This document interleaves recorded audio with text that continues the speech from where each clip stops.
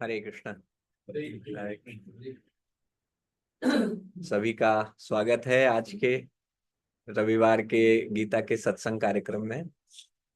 तो अब हम लोग काफी समय बाद मिल रहे हैं, ऑनलाइन भी काफी समय बाद मिल रहे हैं। बीच में कार्तिक का मास चल रहा था और कार्तिक का मास अभी समाप्त हुआ है।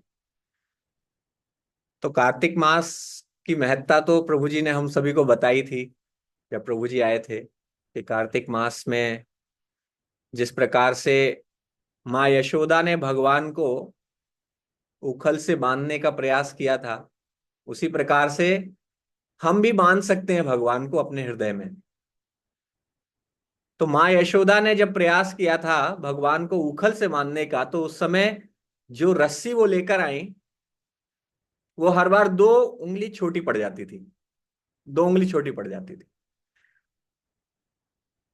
और रस्सी लेके आई, बहुत सारी, उनके पास 9 लाख गायें थी,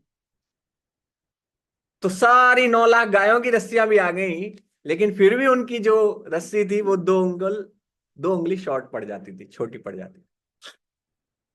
तो ये जो 2 उंगलियां हमारे आचार्य बताते हैं, ये दर्शाती हैं कि भगवान को हमें प्राप्त करने में 2 चीजों की आवश्यकता है।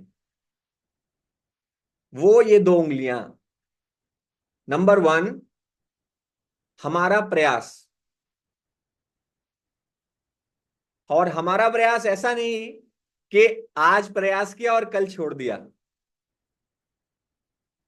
भगवान इस भौतिक संसार में किसी, अगर आप बंगाल का जो क्या बोलते हैं उसको, टॉलीवुड बोलते हैं, हाँ, टॉलीवुड, वहां का कोई भी अभिनेता है, वहां की कोई बड़ी हस्ती है, उससे मिलने जाना है, अगर आप उससे मिलना चाहते हैं उसके लिए भी आपको बहुत एफर्ट करने पड़ेंगे। कोई बड़ा राजनेता है, अगर उससे मिलना चाहते हैं तो और मेहनत करनी पड़ेगी। मान लीजिए देश के प्रधानमंत्री से मिलना चाहते हैं तो आपको और भी ज्यादा मेहनत करनी पड़ेगी। तो जब भगवान, जो इस संपूर्ण सृष्टि के रचयिता हैं, नियंता हैं, पालक हैं, संहारक हैं, आदि वही हैं, अंत वही हैं, उनसे ही पूरा संसार प्रारंभ, पूरी सृष्टि प्रारंभ होती है और अंत में प्रलय में उन्हीं में जाकर मिल जाती है। ये वो व्यक्ति हैं। तो उन भगवान को प्राप्त करने के लिए कितना प्रयास करना पड़ेगा? तो क्या आसान होने वाला है? ये उतना आसान नहीं है। तो इसलिए हमारा जो प्रयास है वो निरंतर रहना चाहिए। निरंतरता की आवश्यकता होती है प्रयास में, सतत प्रयास करते रहना है। गीता में भगवान कहते हैं सततम कीर्तयन्तो मां, मेरे नाम का सतत कीर्तन करना है। जो उनके नाम का सतत कीर्तन करता है, जो उनका नाम सतत निरंतर जपता रहता है, भगवान उसको ही प्राप्त होते हैं। तो सतत तो क्या हमारे लिए पॉसिबल है? क्या हम जो गृहस्थ आश्रम में रह रहे हैं, जॉब करने जाना पड़ता है, बच्चों को देखना पड़ता है, घर के काम भी देखने पड़ते हैं, ये सब चीजें देखनी पड़ती है, तो क्या हमारे लिए सतत पॉसिबल है? पॉसिबल है? तो देव का होता तो सुबह तो कर ही सकते हैं। सुबह तो कर सकते हैं, लेकिन सतत मतलब 24/7।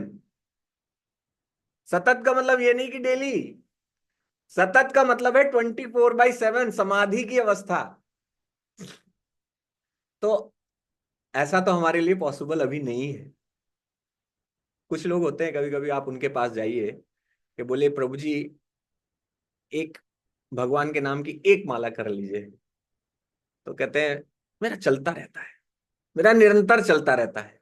कहाँ चलता रहता है? अंदर अंदर चलता रहता है। इतना अंदर चलता है कि मुझे भी नहीं पता कि कहाँ चलता रहता है।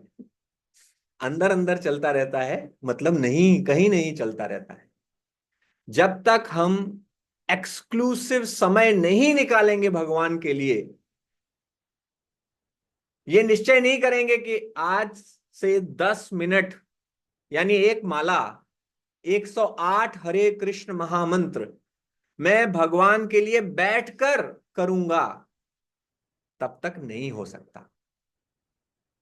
आपके घर में कोई मेहमान आए, और मेहमान आए और आप कहीं निकल जाए, कहीं चले जाए, तो कैसा लगेगा वो मेहमान को? अगली बार से वो आएंगे ही नहीं। या इससे भी बड़ी एग्जाम्पल है, आपने उनको बुलाया है कि सर मेरे घर आइए, आज आपके लिए डिनर पे आइए, और जब वो डिनर पे आए देखें कि आपके घर में ताला बंद है, तो कैसा लगेगा उनको? तो अब जब हम हरे कृष्ण महामंत्र जपते हैं या भगवान का नाम लेते हैं, कोई भी मंत्र जपते हैं, तो हम क्या कर रहे हैं? भगवान का आवाहन कर रहे हैं, उनको बुला रहे हैं अपने पास। और जब आप भगवान को बुलाएं और उसके बाद अपना मन इधर उधर कहीं लगाने लगे, तो मुंह में तो राम नाम चल रहा है, हरे कृष्ण कृष्ण कृष्ण हरे हरे, हरे राम राम राम, मन में चल रहा है अरे आज ऑफिस में ये काम करना है, घर के लिए ये चीज लेकर आनी है, ये प्लान बन रहे हैं, उसको ये बताना है, इसको ये समझाना है, इतनी चीजें पड़ी हुई हैं, टू डू लिस्ट आपकी पूरी बन रही है अगर मन में, तो क्या होगा? क्या भगवान प्रसन्न होंगे? तो भगवान प्रसन्न नहीं होंगे। तो इसलिए जो प्रयास करना है वो हमेशा कंटिन्यूटी के साथ करना है। कंटिन्यूटी कैसी? दिन में एक बार कम से कम हरे कृष्ण महामंत्र का जप, हरे कृष्ण महामंत्र की एक माला कम से कम से स्टार्ट करना है। आप में से कुछ लोग ऑलरेडी कर ही रहे होंगे, तो जो लोग नहीं कर रहे हैं उनसे भी यही निवेदन है कि प्रतिदिन एक माला के लिए कम से कम समय निकालिए। भगवान की एक माला, कुछ नहीं जाता है। भगवान की माला करने का चैतन्य महाप्रभु ने बताया कि कोई नियम भी नहीं है, भगवान के नाम लेने का कोई नियम नहीं है। हमारे शास्त्रों का प्रमाण है कि भगवान के नाम जप को करने का कोई नियम नहीं है।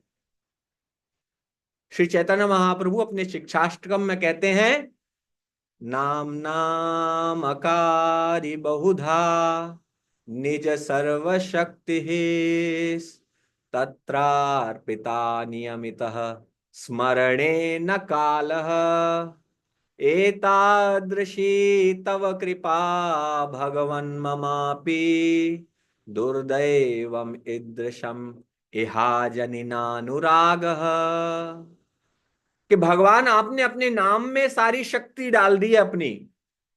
नाम नाम अकारी बहुधा निज सर्व शक्ति तत्रार्पिता, उसमें सब आपने अपनी शक्ति दी हुई है, और उसका कोई स्मरण करने का नियम नहीं है, कोई काल नहीं है। स्मरणे न कालः, आप किसी भी समय भगवान का नाम जप कर सकते हैं, किसी भी अवस्था में भगवान का नाम जप करते हैं, कर सकते हैं। कोई बीमार है, नहीं नहाया है, शुद्ध नहीं है, तब भी भगवान के नाम जप में उसको कोई रुकावट नहीं है। शास्त्रों का ऐसा मत है। आप सुबह उठे हैं, नहीं अगर ब्रश भी नहीं किया है, बदबू भी आ रही है मुंह से, फिर भी भगवान उसको माइंड नहीं करते हैं। तो ये हमारे शास्त्रों ने कहा है कि किसी भी अवस्था में, एक बार भगवान राम के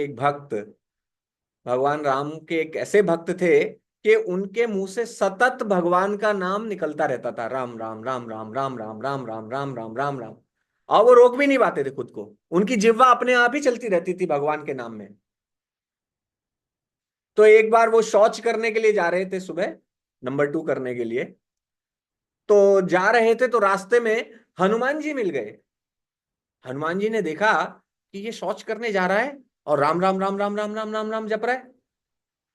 हनुमान जी ने कहा, ये तो मेरे भगवान का अपमान है, ये उनके नाम का अपमान है। उन्होंने उससे कहा कि तुम राम नाम का जप करना बंद करो जब तुम शौच करने जा रहे हो, अशुद्ध हो तुम। मैं कहा लेकिन मैं क्या करूं, मेरा तो नाम जो है चलता ही रहता है, रुकता नहीं है। तो हनुमान जी ने उनके एक तमाचा दिया, गुस्सा आया उनको, तो वो अपनी किसी तरह अपनी जिह्वा को पकड़ लिया उन्होंने कि कुछ भी हो जाए अब नाम नहीं जपूंगा, पकड़ के वो चले गए। बाद में हनुमान जी वापस आए और भगवान राम के पास पहुंचे तो भगवान राम के अत्यंत प्रिय सेवक हैं हनुमान जी। तो भगवान राम ऐसे गुमसुम उदास बैठे हुए थे। तो हनुमान जी ने पूछा, भगवान क्या हुआ? आप और उदास, इस सृष्टि को चलाने वाले कैसे उदास रह सकते हैं? तो भगवान ने कहा, भगवान ने हाथ हटाया तो देखा कि उनके गाल पर किसी की उंगलियां छपी हुई हैं। तो हनुमान जी ने कहा कि ये क्या भगवान, किसने किया है? नाम बताइए आप मुझे, अभी उसके चिथड़े चिथड़े कर दूंगा मैं।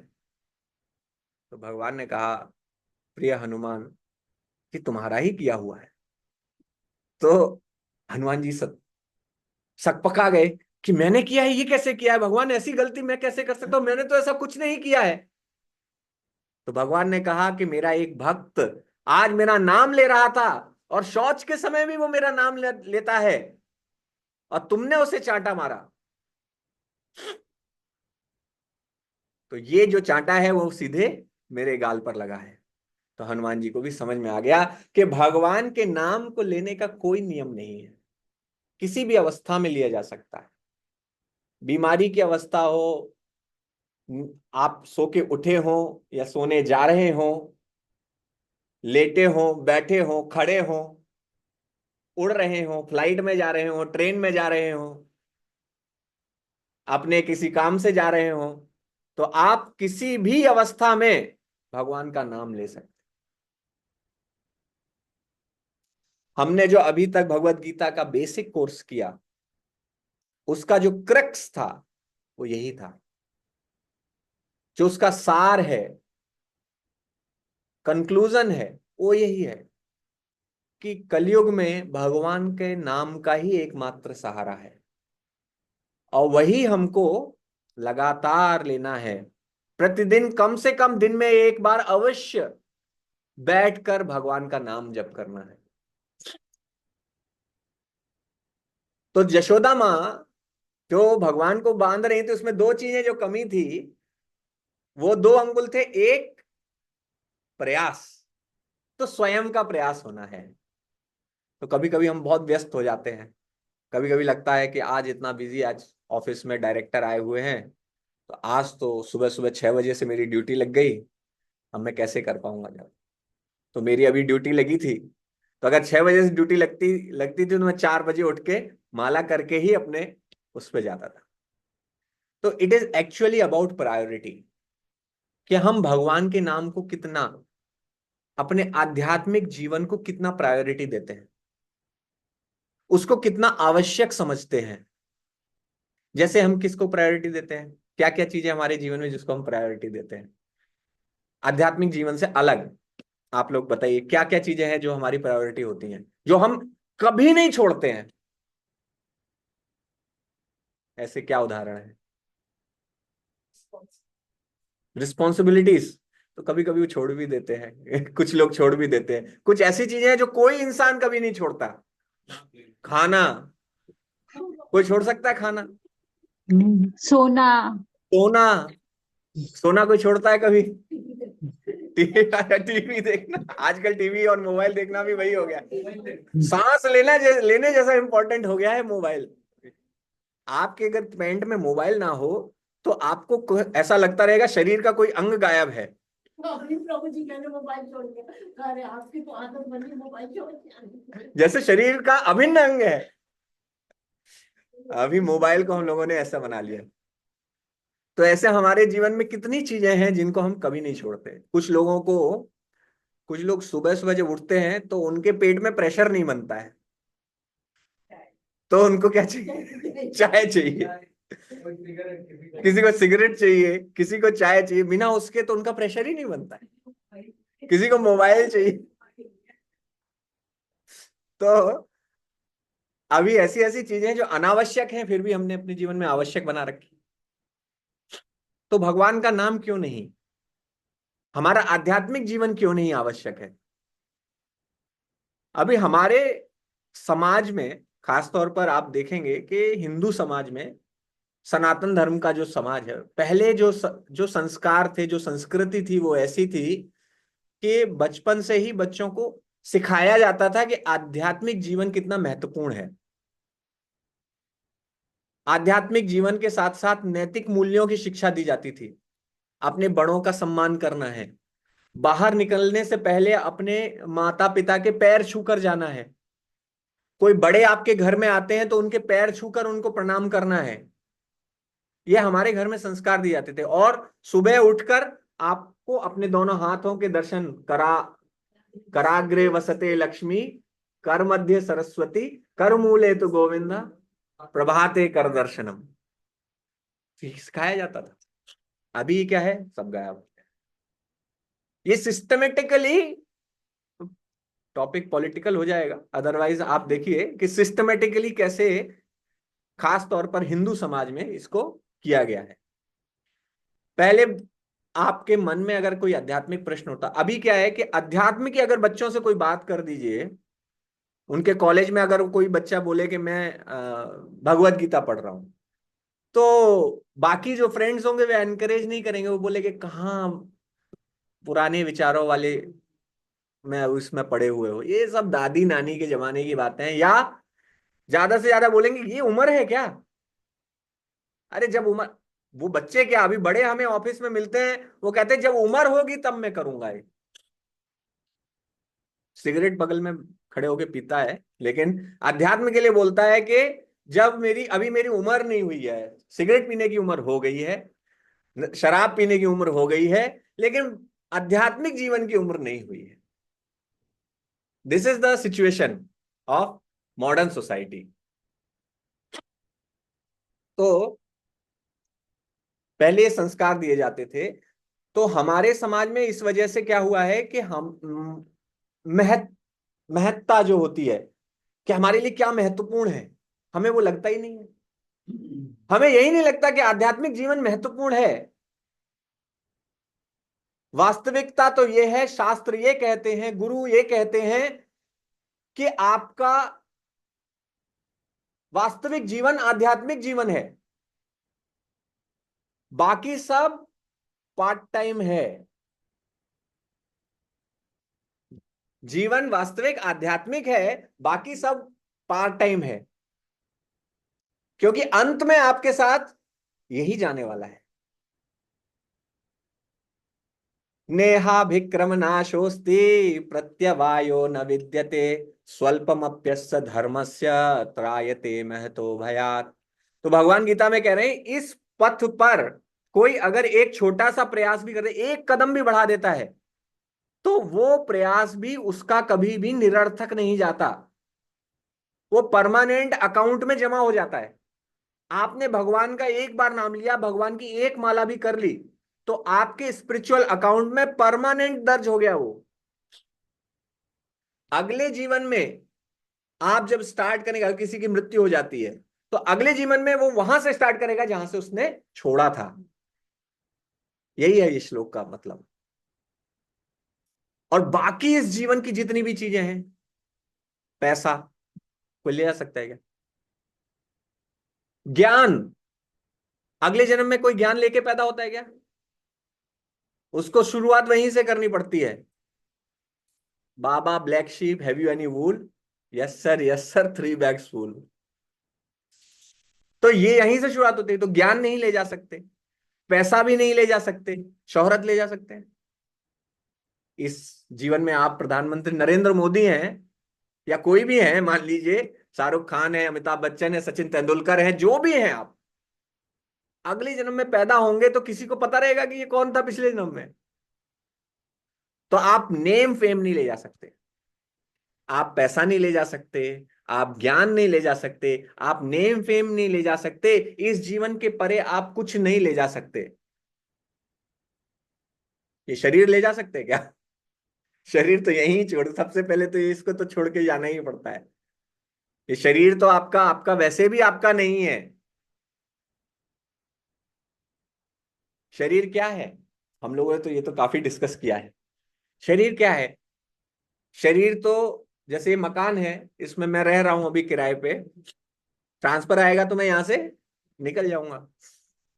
शरीर भी वैसे ही एक किराए का मकान है। वो किराए का मकान आपने लिया हुआ है, उसके अंदर बैठे हुए हैं, बस। जैसे गाड़ी होती है तो गाड़ी में एक ड्राइवर होता है, तो गाड़ी चलती है क्यों? क्योंकि ड्राइवर चला रहा होता है। तो इसी प्रकार से ये शरीर को कौन चला रहा है? वो आत्मा चला रही है। वो आत्मा कौन है? कौन है वो आत्मा? हम है, हम स्वयं है वो आत्मा। तो आप चलाने वाले ड्राइवर हैं, और जब गाड़ी बेकार हो जाती है, चलती नहीं है, पेट्रोल खत्म हो जाए, टायर खराब हो जाए, हेडलाइट उसकी खराब हो जाए, बॉडी खराब हो जाए, तब क्या होता है? फिर उसको छोड़ के नई गाड़ी ले लेते हैं। तो वैसे ही शरीर का है। तो शरीर को भी हमें त्याग के जाना ही जाना है। तो शरीर त्यागना है, ज्ञान त्यागना है, कर्म, आपने जो जितना पैसा कमाया वो त्यागना है, इवन आपका नाम शोहरत त्यागना है। और क्या त्यागना है? और क्या त्याग देते हैं? कुछ है बचा हुआ है? फैमिली, रिलेशनशिप, कितना प्यार है, कितना प्यार है हस्बैंड वाइफ के बीच में, कितना भी प्यार हो, प्यार को भी आप कैरी ओवर नहीं कर सकते उसको। नफरत, कितनी नफरत होती है, हत्या तक कर देते हैं लोग। क्या नफरत कैरी ओवर कर सकते हैं? याद भी नहीं रहता है किस, ओ पिछले जन्म में तुझसे बहुत नफरत थी, अभी फिर वापस आके फिर बताऊंगा तुझे, इस जन्म में तो नहीं बता पाया, अगले जन्म में फिर वापस आके बताऊंगा। मूवी में होता है ऐसा। तो कोई कुछ कैरी ओवर नहीं कर सकता। अगर जो भी कैरी ओवर होता है वो सटल रूप में होता है, कर्मा कैरी होता है। यानी जो, अगर आप किसी से आपका अटैचमेंट है तो अगले जन्म में हो सकता है आप फिर से उससे मिल जाए, लेकिन आपको याद नहीं रहेगा वो। आपके घर में एक छोटा सा अगर पप्पी भी आप लेकर आते हैं, तो वो पप्पी, आप गए दुकान पे, वहां पर 50 पप्पी में से एक पप्पी उठा के आपने सेलेक्ट किया, तो 50 पप्पी में से भी आप वो पप्पी लेकर आते हैं जिसका आपके साथ पिछले जन्म से कोई पूर्व संबंध था। तो कर्म का सिद्धांत ऐसे काम करता है, लेकिन वो आपको पता नहीं रहता कि कैसे, इससे मेरा क्या संबंध था, कौन था ये मेरे। हो सकता है कोई दादाजी हो, बुरे कर्म किए तो कुत्ता बन गए इस जन्म में। अब अटैचमेंट है तो तो प्रकृति ये अरेंज कर देगी कि आप उसको किसी प्रकार लेके आ जाएंगे। तो ऐसा ये नियम है, अब ये कोई समझ नहीं सकता। तो पॉइंट जो हम डिस्कस कर रहे थे कि इस जन्म के उस पार कुछ नहीं ले जा सकते, केवल एक चीज ही ले जा सकते हैं, वो है आपका आध्यात्मिक। आपने जितना अकाउंट, अपना जितना बैलेंस इकट्ठा किया है, जितना इन्वेस्टमेंट उसमें किया है, वही आप पुनः वहां से स्टार्ट करते हैं। भक्ति वहीं से स्टार्ट करते हैं जहां से आपने छोड़ी है। तो इसमें हमारा प्रयास जो है सबसे इंपॉर्टेंट है, कि हमारा प्रयास होना चाहिए। भक्ति के लिए हमें निरंतर प्रयास करते रहना चाहिए, चाहे कितनी भी। तो पॉइंट हम लोग डिस्कस कर रहे थे कि कितनी इंपॉर्टेंट चीजें हैं। उन इंपॉर्टेंट चीजों में वास्तविकता में कुछ भी इंपॉर्टेंट नहीं है जितना हम, जिनको हम इंपॉर्टेंट समझते हैं, क्योंकि ये सब टेम्पररी है। कोई चीज इंपॉर्टेंट तब होती है जो परमानेंटली आपके पास रहे। तो ये सब तो टेम्पररी है, जिसके लिए आप प्रयास कर रहे हैं वो सब बहुत टेम्पररी है। तो डेड बॉडी ले जाता है, कोई बोलता है राम नाम करता है, सब खाली तभी बोलता है।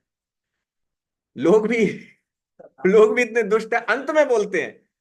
जब आदमी मर गया तब उसको बता रहे हो राम नाम सत्य। जब जिंदा था तब तो बताया नहीं कि उसको रख के राम नाम सत्य है, उसी का नाम का तुम्हें पाठ करना है, जाप करना है।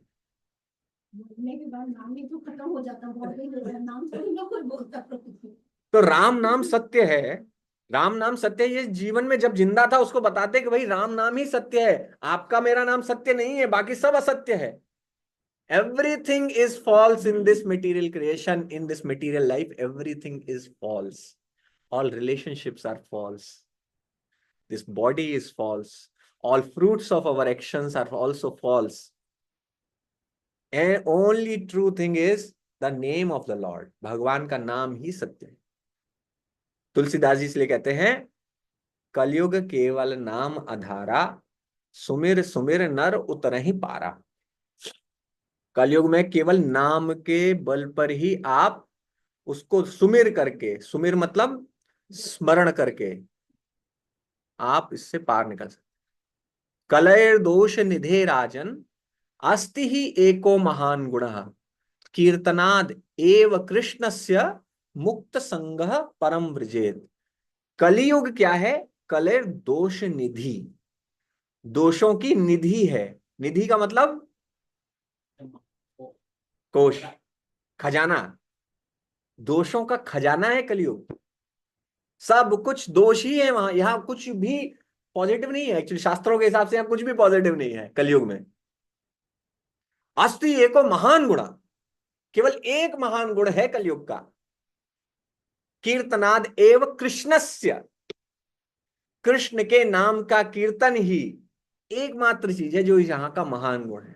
मुक्त संगः परम व्रजेत, जो ये कर लेता है, भगवान के नाम का कीर्तन करता रहता है, वो इस कलयुग से मुक्त हो जाता है, इस कलयुग के प्रभाव से मुक्त हो जाता है, इस भौतिक संसार से ही मुक्त हो जाता है। तो इतना महत्वपूर्ण है भगवान का नाम। तो यशोदा महारानी कथा पे आते हैं कि यशोदा महारानी की जो 2 उंगलियां कम थी, उनमें पहली उंगली थी प्रयास। किसका प्रयास? हमारा प्रयास, जीवात्मा का प्रयास। तो पहला है भगवान को प्राप्त करने के लिए या उनको अपने वश में करने के लिए, उन्हें बांधने के लिए सबसे पहले हमारा प्रयास महत्वपूर्ण है, ये होना चाहिए।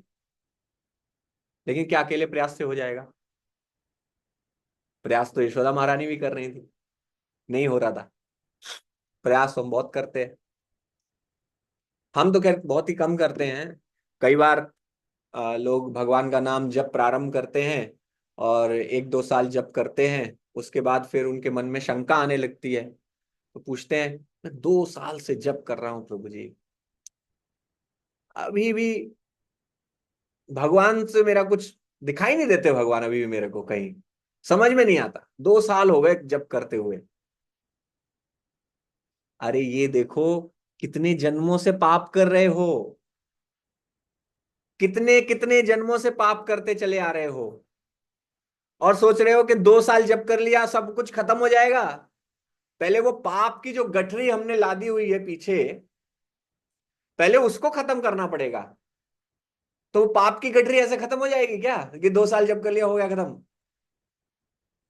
तो ये सोचना व्यर्थ है कि तुरंत तुरंत रिजल्ट आने लगेगा। कुछ रिजल्ट तुरंत आने लगते हैं। जब कोई नया व्यक्ति आता है तो आप जैसे जप करना शुरू करेंगे, आप डेडिकेशन के साथ अगर जप करेंगे, ध्यान पूर्वक जप करेंगे, तो आपको तुरंत रिजल्ट दिखने भी लगेंगे।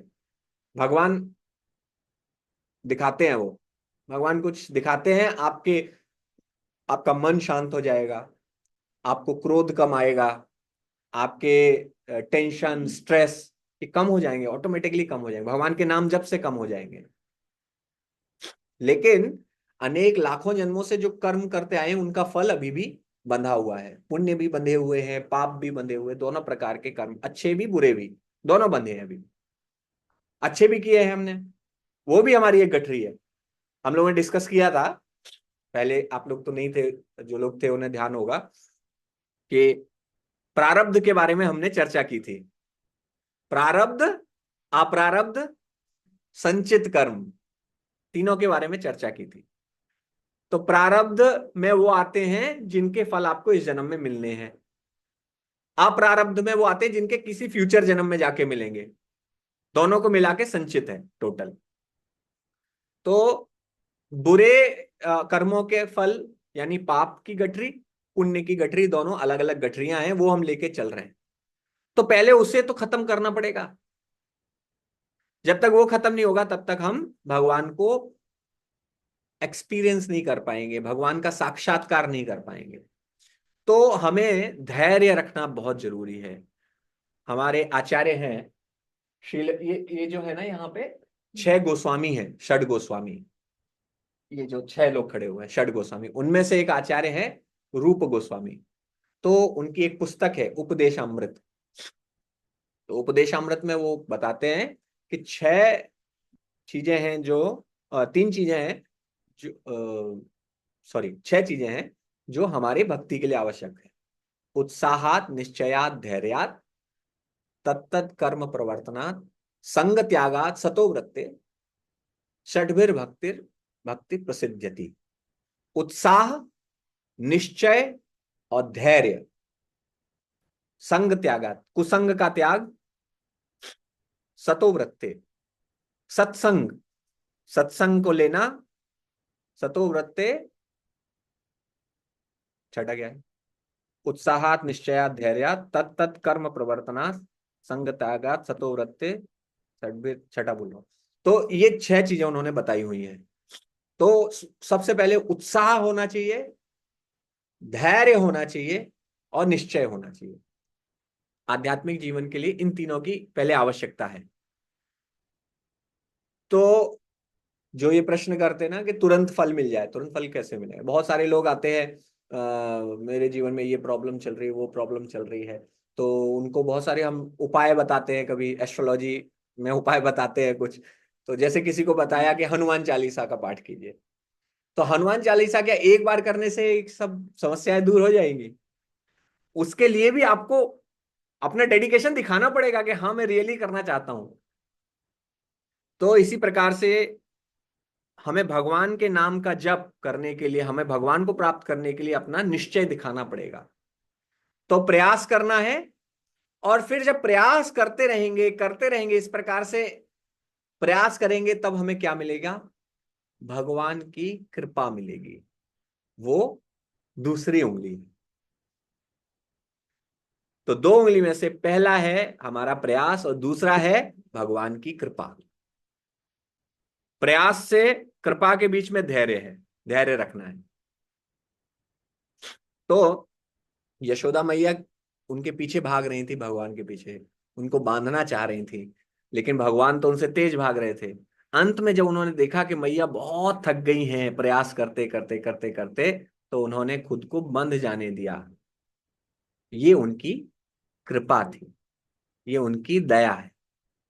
तो भगवान, नाम क्या है? दामोदर। उधर में वो रस्सी का नाम दाम है वो। उधर में वो रस्सी, दाम मतलब रस्सी। हाँ, तो दामोदर मतलब जिनके उदर में रस्सी बंधी हुई है, वो है दामोदर।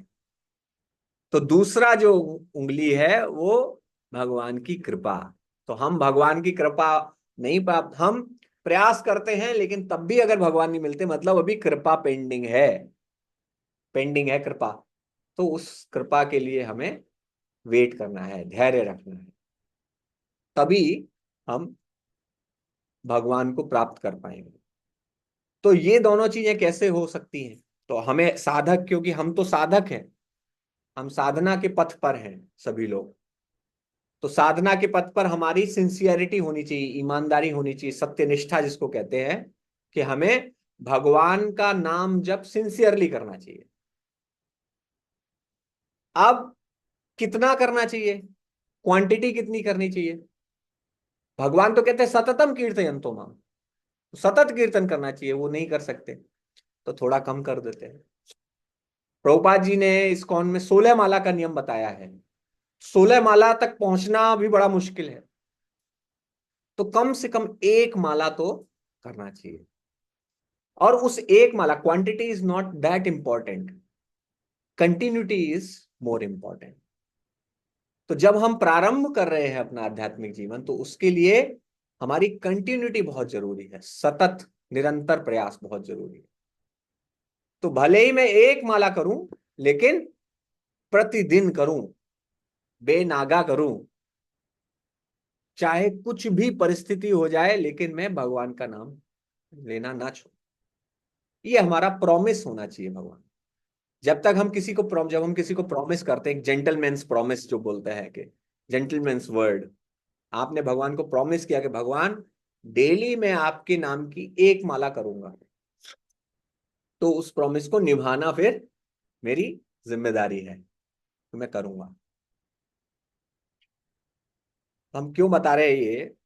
क्योंकि आध्यात्मिक जीवन हम बहुत उत्साह से प्रारंभ करते हैं, और आगे जैसे जैसे बढ़ता है समय, वैसे वैसे हम थोड़े ढीले पड़ जाते हैं, क्योंकि ये प्रकृति का नियम है, भौतिक प्रकृति का यही नियम है।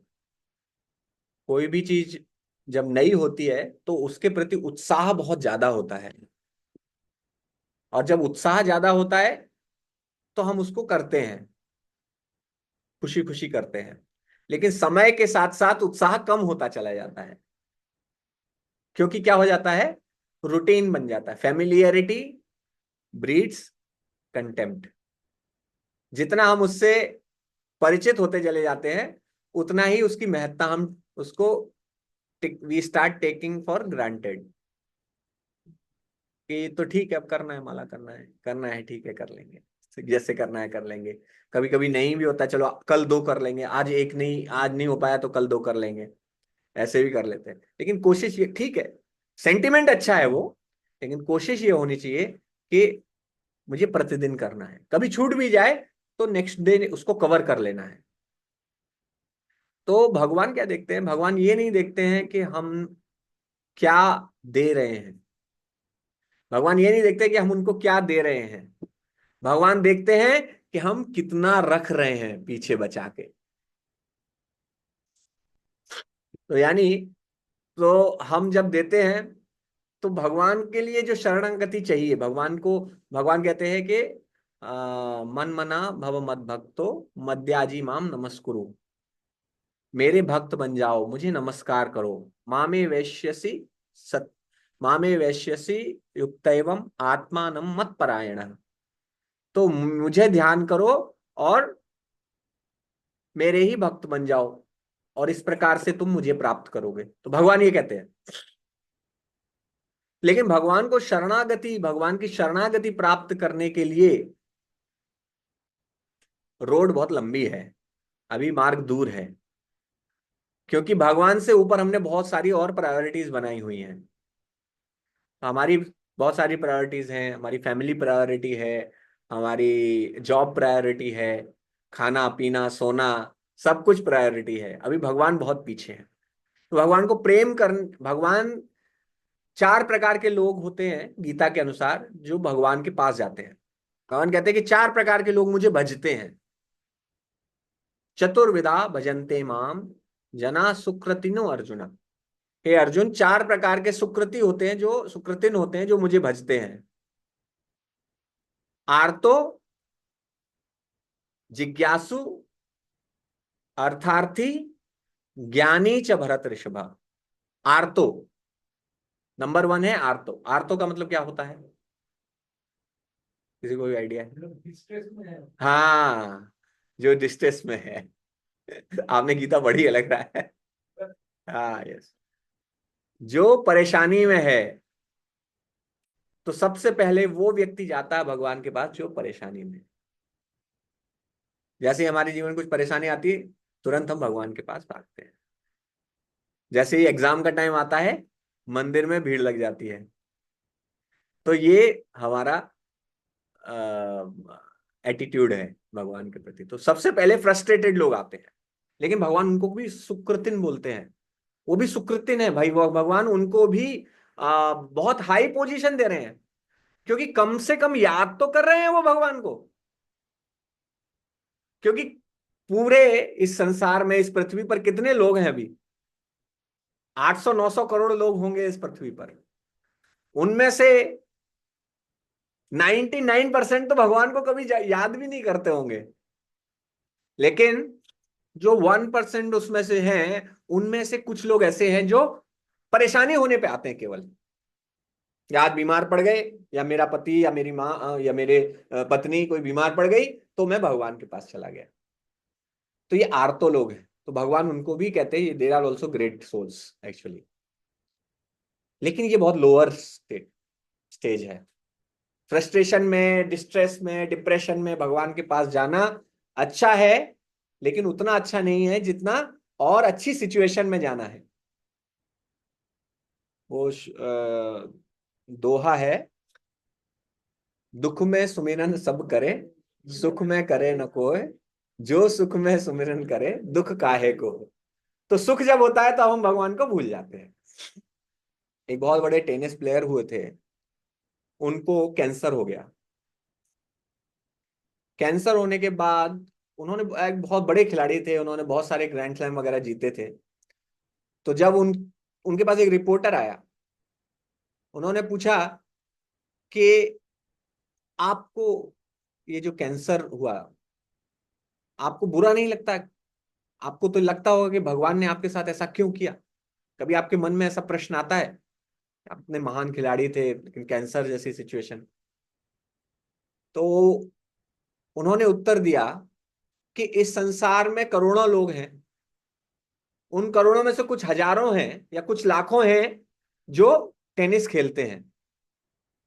उन लाखों लोगों में से भी टेनिस खेलने वाले में कुछ ऐसे होते हैं जो अपने डिस्ट्रिक्ट लेवल तक पहुंचते हैं, कुछ हजारों होंगे। उन हजारों में से कुछ होते हैं जो स्टेट लेवल तक जाते हैं, सैकड़ों में। और उनमें से कुछ बहुत चुनिंदा लोग होते हैं जो नेशनल लेवल पे खेलते हैं, और उन नेशनल खेलने वालों में से भी इंटरनेशनल पे जाने वाले बहुत कम लोग होते हैं। गिनती आप उंगली पे कर सकते हैं, इतने लोग होंगे। इतने लोगों के बीच में चैंपियन बनने वाले उनसे भी कम होते हैं।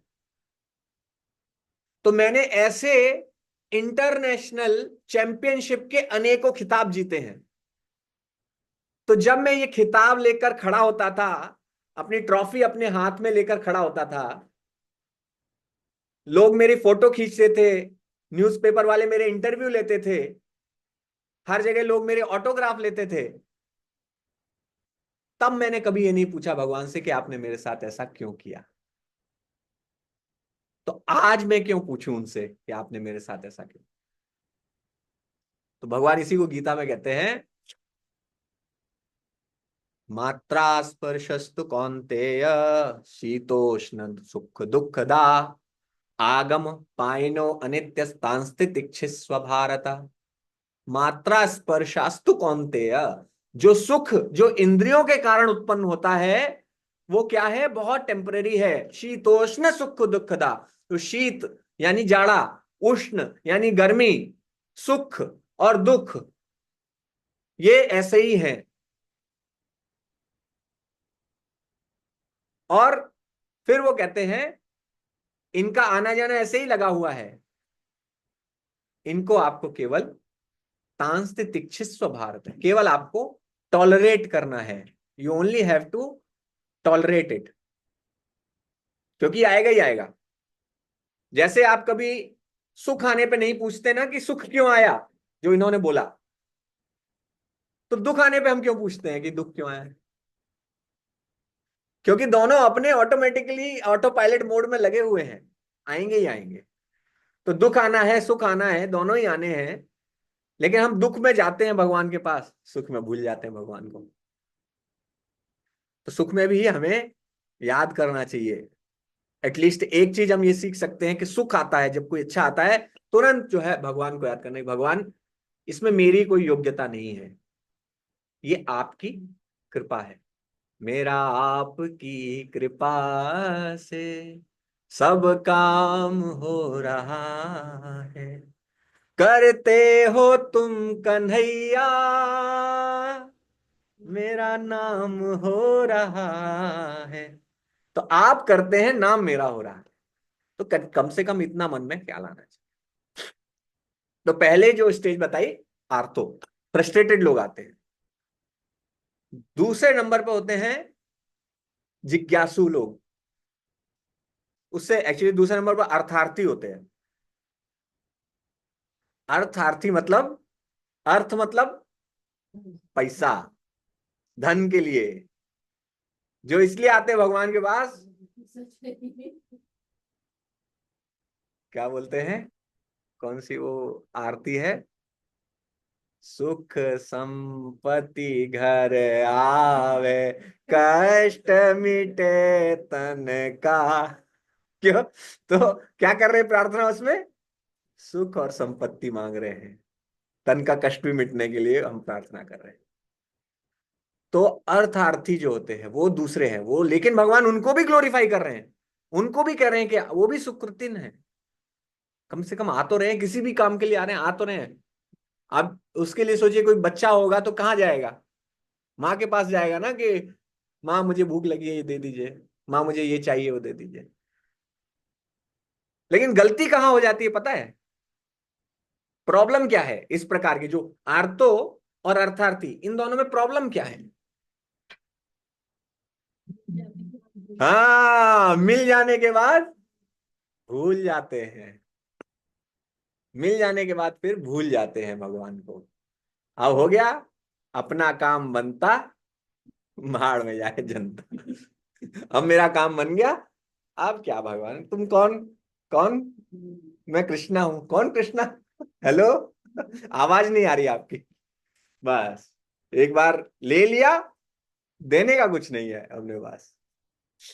तो ये प्रॉब्लम है। तो आर्तो और अर्थार्थी में ये दिक्कत है कि जैसे ही वो हमारा सुख हमें मिल जाता है या हमारा दुख मिट जाता है, दोनों ही चीजें, दुख मिटना और सुख मिलना, ये दोनों चीजें मिल जाती हैं तो हम भगवान को भूल जाते हैं। उससे ऊपर कैटेगरी में आते हैं जो जिज्ञासु हैं, जो अपने ही मर्जी से आए हैं। आप में से कितने लोग थे जिनको बचपन से मन में प्रश्न आता था कि मुझे भगवान के बारे में जानना है, कौन है भगवान, क्या है जीवन, क्या है जीवन के बाद, क्या है जीवन के पहले क्या था? कभी प्रश्न आते थे आपके मन में? आते थे? तो ये जिज्ञासा, हाँ, तो ये जिज्ञासा होती। तो ये उनसे ग्रेट है कि जब जिज्ञासा जिनके मन में आती है कि मुझे जानना है कि एक्चुअली क्या हो रहा है, क्या चल रहा है मेरे हाथ में, कुछ नहीं है, कुछ भी नहीं है मेरे हाथ में। अपना डाइजेशन सिस्टम भी मेरे को नहीं पता कैसे चल रहा है, ये बॉडी में कुछ क्या हो जाता है पता ही नहीं चलता। अभी मैं सुबह तक ठीक था, अभी शाम तक जुकाम, दोपहर तक जुकाम लगने लगा, कैसे हो गया कुछ पता ही नहीं चला, ढूंढते रह जाओगे। तो व्यक्ति फिर प्रश्न करता है कि मेरे साथ, मेरे ऊपर ये बंधन क्यों है? कोई बंधन में रहना चाहता है? मैं बोलूँ कि प्रभु जी आपको ना बांध के रखा जाएगा, आपके दोनों हाथ पैर बांध के रखे जाएंगे, आप कभी मानेंगे नहीं? पराधीन सपने हूं सुख नाही, तो कभी व्यक्ति नहीं कहेगा। लेकिन देखा जाए तो हर व्यक्ति बंधन में है, हर इस संसार में प्रत्येक व्यक्ति बंधन में है। कोई बीमार पड़ना चाहता है? देखिए, ये मत बोलिए कि सबके साथ हो रहा है भाई, ये तो सबके साथ हो रहा है। लोगों से प्रश्न पूछो कि आप बीमार पड़ना चाहते, नहीं पड़ना चाहते, फिर आप क्यों नहीं, आपको नहीं लगता आप बंधन में? नहीं, ये तो सबके साथ हो रहा है। ये तो कोई उत्तर नहीं है कि सबके साथ हो रहा है, तो इसका मतलब आपने कभी इस प्रश्न को पूछा ही नहीं। आपने कभी जानने की कोशिश की कि सबके साथ हो रहा है यानी सब मूर्ख हैं, सब कुएं में कूद रहे हैं, तो क्या मैं भी कुएं में जाके कूद जाऊं?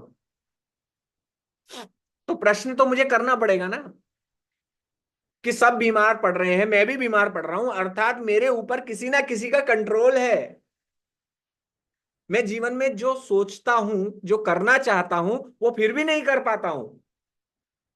कितनी चीजें आप डिसाइड करते हैं लाइफ में, फिर भी नहीं कर, आप उसमें पूरा झोंक देते हैं खुद को।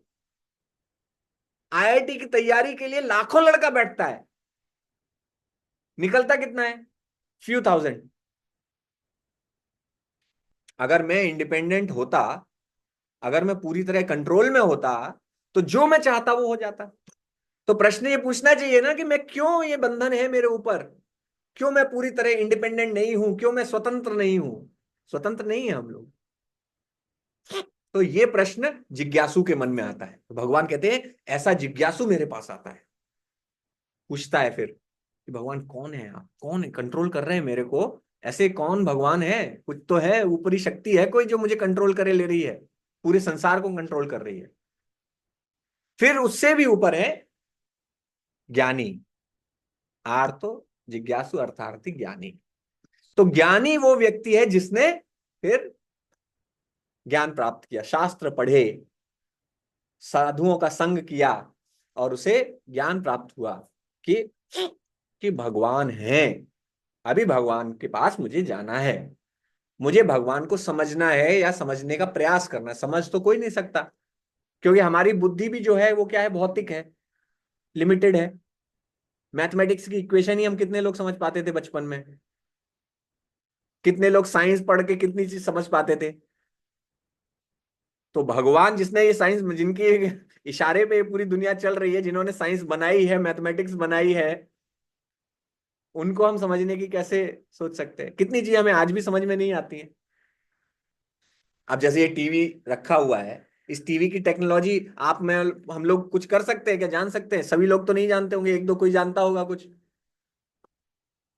तो हमें भौतिक ज्ञान ही पूरा नहीं है, तो हम आध्यात्मिक ज्ञान, भगवान को जानने के लिए कैसे सोच सकते हैं कि हम उनको पूरा जान पाए? तो पूरा तो हम कभी नहीं जान पाएंगे, लेकिन जानने का हम प्रयास करते हैं उनको, जितना हमें भगवान रिवील करते हैं उतना ही ज्ञान हमें मिल पाता है। तो भगवान कहते हैं इस प्रकार के चार चार लोग होते हैं जिनको मैं सुकृतिन मानता हूं, जो मेरे पास आते हैं। तो इनको आप अगर कैटेगराइज करेंगे तो चार प्लेटफॉर्म हैं जिसमें आप भगवान की पूजा कर सकते हैं, भगवान की आराधना कर सकते हैं।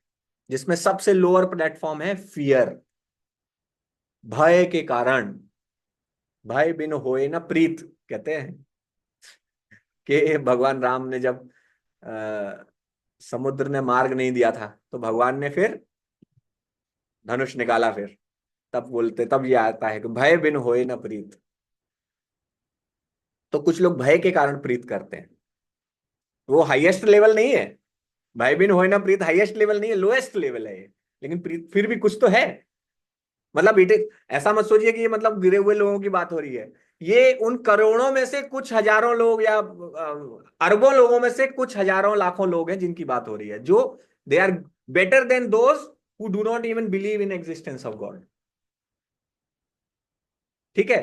तो ऐसे लोग में सबसे लोएस्ट हैं जो डर के कारण, भय के कारण भगवान के पास जा रहे हैं। तो वो जो दुख वाले, जो हमने कहा आर्तो फ्रस्ट्रेटेड है, या किसी ने, ये कुछ धर्म आपने देखे होंगे उनमें कहा जाता है कि अगर तुमने भगवान की पूजा नहीं की, मेरे भगवान को तुमने नहीं माना, तो तुम जहन्नुम में जाओगे, डूम्सडे आएगा, तुम सबको काट दिया जाएगा, मार दिया जाएगा, सब खत्म कर दिया जाएगा, ये वो, तुम पाप करोगे तुम्हें भगवान ऐसे सजा देंगे वैसे सजा देंगे।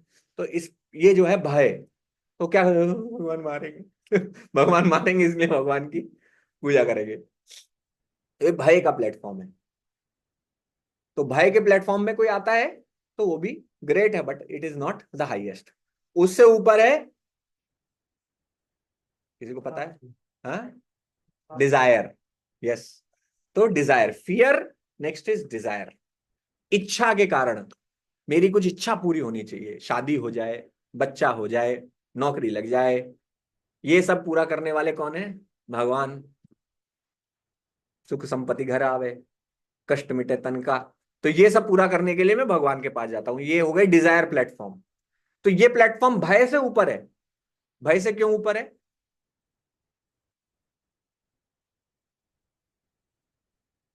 भय से ऊपर, ये भय से ऊपर प्लेटफॉर्म है क्योंकि इसमें एटलीस्ट जो इम्पेटस है, भगवान की पूजा करने का जो इम्पेटस है, वो फोर्स्ड नहीं है, वो सेल्फ इंस्पायर्ड है। उसमें फोर्स्ड है, डराया गया है आपको। यहां पर एटलीस्ट आपके मन में इच्छा आई है, पैसा भगवान देंगे, तो इसलिए भगवान के पास जाता, तो अपने मन की इच्छा से जा रहा है। लेकिन डिजायर से भी ऊपर है ड्यूटी, कर्तव्य। जो कर्तव्य मान के भगवान की पूजा कर रहे हैं। क्या कर्तव्य है? किसी चीज को आप अपना कर्तव्य कब मानते हैं? कब मानते हैं कर्तव्य? जैसे, हाँ, ऑब्लिगेशन तो नहीं, लेकिन कर्तव्य, जब आप कहते हैं ये मेरी ड्यूटी है, मुझे करना है, करना ही है। जैसे कहाँ पे कर्तव्य करते हैं? हाँ, बच्चों के लिए कर्तव्य है। क्यों कर्तव्य है? जहां अपनापन है, तो यानी थोड़ा बहुत प्रेम है, तो वहां आप कर्तव्य का अनुभव करते हैं। आपके प्रति किसी ने कुछ किया है, आपको किसी ने हेल्प की, तो तुरंत आपके मन में आएगा कि मुझे कुछ इनके लिए करना चाहिए। किसी ने आपकी कुछ हेल्प की, किसी ने आपको मुश्किल परिस्थिति में आपके साथ खड़ा था, नहीं नहीं, मुश्किल परिस्थिति में आपके साथ खड़ा हुआ था, उसको भी आप फील करेंगे, यार ये मेरे साथ खड़ा था। मान लो किसी के फादर का एक्सीडेंट हुआ, तो वो व्यक्ति आके उसके साथ खड़ा था, बस हॉस्पिटल में खड़ा था उसके साथ, व्यक्ति ग्रेटफुल फील करता है, बहुत कृतज्ञ फील करता है। हम जा रहे हैं क्या? अच्छा, लेट हो रहे हैं तो प्रसादम, प्रसाद ले लीजिए, प्लेट लगा दीजिए। तो भगवान अच्छा, उसको क्रिकेट खिलाने ले जाने होता है ना आपके बेटे को? अच्छा अच्छा, उनके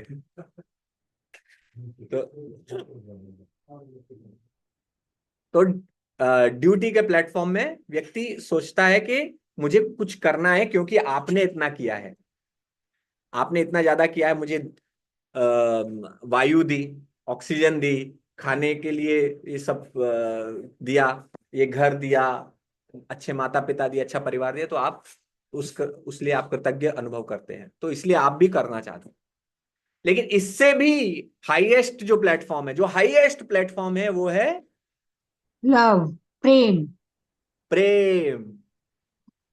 ज्ञानी का प्लेटफॉर्म तो इसी में आ जाएगा, लेकिन प्रेम का प्लेटफॉर्म है वो, प्रेम इज हाईएस्ट। जब आप कहते हैं कि मुझे कुछ नहीं चाहिए भगवान, मुझे केवल आपसे प्रेम करना है, I will do everything for you, I will chant your Holi names because I love you. Unconditional love कहते हैं इसको, अनकंडीशनल लव। कोई कंडीशन ही नहीं है उसके प्रेम की। ये अनकंडीशनल लव भगवान हमसे करते हैं। भगवान हमसे, क्योंकि हम अनेक लाखों जन्मों से भगवान को निग्लेक्ट करते आए हैं, लाखों जन्मों से भगवान को छोड़ते आए हैं। कितनी बार प्रॉमिस करते हैं, हर बार गर्भ में, माँ के गर्भ में जब बच्चा होता है, भागवतम में ये वर्णन आता है, बच्चा प्रार्थना करता है कि भगवान इस बार मेरे को बचा लीजिए, बाहर निकलूंगा तो मैं सबसे पहले आपकी भक्ति करूंगा, और हर बार भूल जाता है। तो भगवान फिर भी हमें प्रेम करते हैं। उसको अपनी समझ होती है तो हाँ, वो आत्मा को भ्रूण के अंदर जब वो गर्भ में होता है तब वो करता है। तो भगवान हमसे क्योंकि अनकंडीशनल लव करते हैं, तो वही अनकंडीशनल लव हमें भी उनसे करना है। तो इसके बारे में हम लोग और इलेबोरेटली चर्चा करेंगे, अभी तो टाइम हो गया। तो हम ये कहना चाह रहे थे कि ये चार प्लेटफॉर्म में, कोई भी प्लेटफॉर्म में हम हो, सभी हम लोग तो इसी से आए हैं। कभी कभी हमारे मन में भी ऐसी आ ही जाता है कि भगवान ये, लेकिन हाईएस्ट होता है कि जब हम भगवान से कुछ भी अपेक्षा ना करें, ये हाईएस्ट। बिजनेस नहीं है। जैसे प्रहलाद महाराज से जब भगवान ने पूछा कि कुछ मांगो, प्रहलाद महाराज, पहले नरसिंह देव ने आके हिरण्यकशिपु को मार दिया, उसके बाद पूछा तुम मांगो, कुछ मांगो। तो प्रहलाद महाराज का उत्तर था, भगवान मैं क्या कोई व्यापारी हूं कि मैं आपसे मांगूंगा? मैं आपकी इसलिए भक्ति नहीं करता था कि मैं आपसे मांगू। My love towards you was unconditional, I never wanted anything. Prahlad Maharaj ने कभी अपनी सुरक्षा के लिए भी प्रार्थना नहीं की। This is the highest form of love. भगवान से कुछ मेरा अपेक्षा नहीं है, कुछ अपेक्षा नहीं है, ये है highest. It is not expected कि हम आज ही करेंगे, ऐसा नहीं है, ऐसी मेरी अपेक्षा नहीं है कि आप लोग ऐसा करेंगे लेकिन ये हाईएस्ट हमें पता होना चाहिए ना। आईआईटी अभी करने वाले नहीं है, ठीक है, आईआईटी की तैयारी नहीं, लेकिन थोड़ा पता होना चाहिए कि हाँ इतना टफ है इतना ऊपर तक जाना है। तो वन डे एटलीस्ट हमें एस्पायर करना है कि एक दिन ऐसा आएगा जिस दिन मैं ये कह पाऊंगा भगवान से कि भगवान मुझे कुछ अपेक्षा नहीं आपसे। इससे भी ऊपर एक प्लेटफॉर्म है, वो प्लेटफॉर्म अगर आपको बताएंगे तो आप डर ही जाएंगे। कुंती महारानी भागवतम में अपनी प्रार्थनाओं में कहती हैं, वो कहती हैं भगवान आप हमें विपदाएं दीजिए, आप हमें विपदाएं दीजिए हमारे जीवन में। जब, क्योंकि जब आप विपदाएं देते हैं तब हम सीधे आपके चरणों को ही पकड़े रहते हैं, तो हमारे मन में कुछ और ख्याल आता ही नहीं है। वो उल्टा वो कहती है कि हमें और कष्ट दे दीजिए। दिस इज नॉट पॉसिबल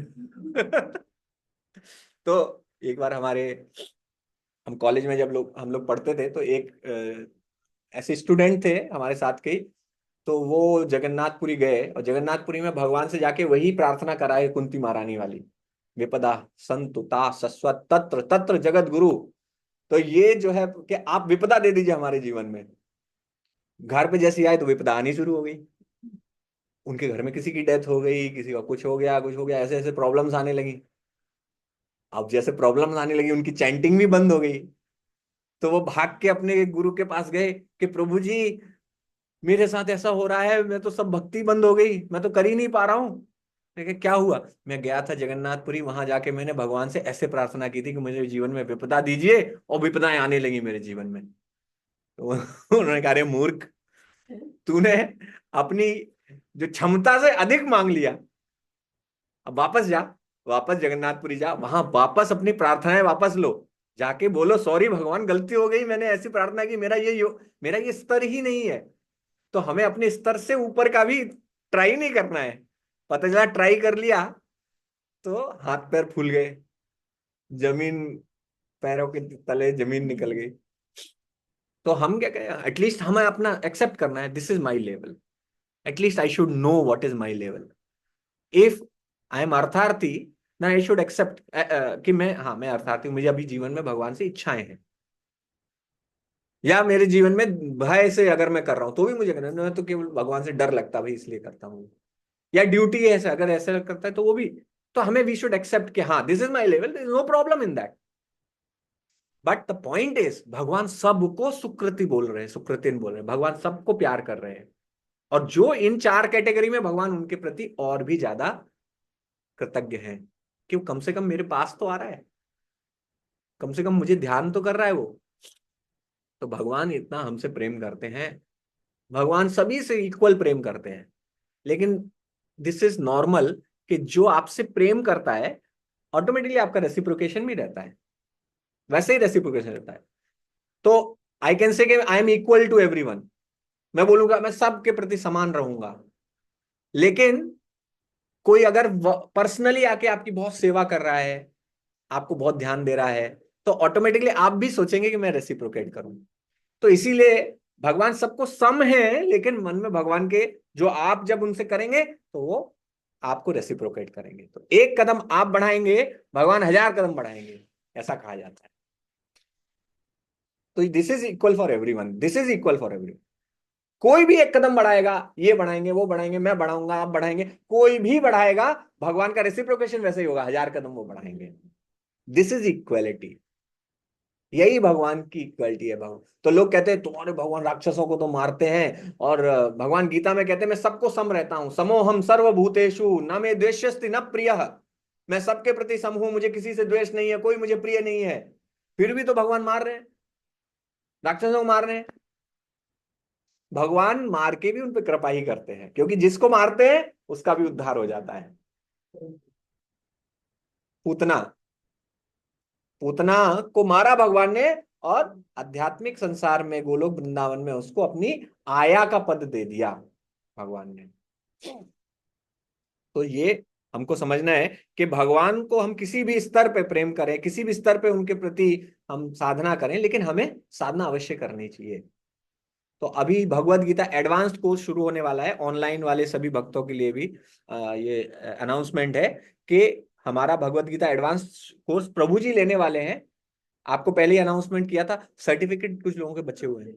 तो आप सभी उसमें जुड़िए, और हाइब्रिड मोड में होगा, ऑनलाइन प्लस ऑफलाइन दोनों होगा। तो ऑनलाइन में 3 हफ्ते प्रभु जी या 2 हफ्ते प्रभु जी करेंगे जो, और फिर 1 हफ्ते ऑफलाइन ऐसी क्लास होगी। तो हम लोग डिस्कस कर लेंगे प्रभु जी ने क्या क्या क्या क्या बोला है। तो ये नेक्स्ट वीक से प्रारंभ हो जाएगा, every Sunday. Every Sunday same time रहेगा, 1 to 2, और 1 to 2 रहेगा, और ऑफलाइन भी जब होगा तब वो भी सेम टाइम रहेगा, 1 to 2। और बीच में आप लोग कभी भी आना चाहें तो आ सकते हैं, कभी कुछ बात करना चाहें तो आप हमेशा, दरवाजे खुला है, तो आप कभी भी आ सकते हैं। तो लेकिन अभी हाइब्रिड मोड में चलेगा, क्योंकि क्या होता है कि हमने देखा है कि कई बार ट्रांसफर हो जाता है, चले जाते हैं लोग बाहर, तो उसकी वजह से फिर वो टच भी छूट जाता है। तो ऑनलाइन रहता है तो कम से कम वो टच बना रहता है, तो ऑनलाइन की भी एक हैबिट आ जाएगी। इस वजह से सब लोग, प्रभु जी चाहते थे, प्रभु जी तो 2017-18 से यहाँ कर रहे हैं प्रीचिंग, तो उन्होंने देखा है बहुत सारे लोग आते हैं, बट जैसे ही ट्रांसफर हो जाता है फिर उनका टच खत्म हो जाता है at least. So we can start it online plus offline mode, ठीक है। हाँ, हाँ, तो एक माला जप हम लोग कर लेते हैं अभी। ऑनलाइन में भी आप सभी लोग अपनी अपनी माला लेकर एक माला जप कर लीजिए।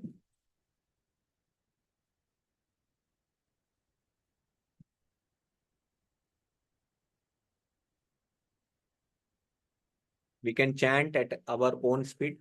आपको पता है चैंटिंग के लिए प्रभु जी को? हाँ, नहीं पता है तो बता देता हूँ।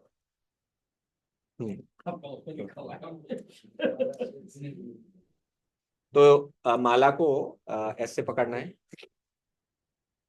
जो गुरु बीड है उसको छोड़ के नेक्स्ट जो बीड है वहां से स्टार्ट करना है, और सबसे पहले हमें जय श्री कृष्ण चैतन्य मंत्र बोलना है। ये उंगली नहीं छुलाते हैं माला करते समय, इस उंगली का यूज नहीं करते हैं, ऐसे पकड़ के करते हैं।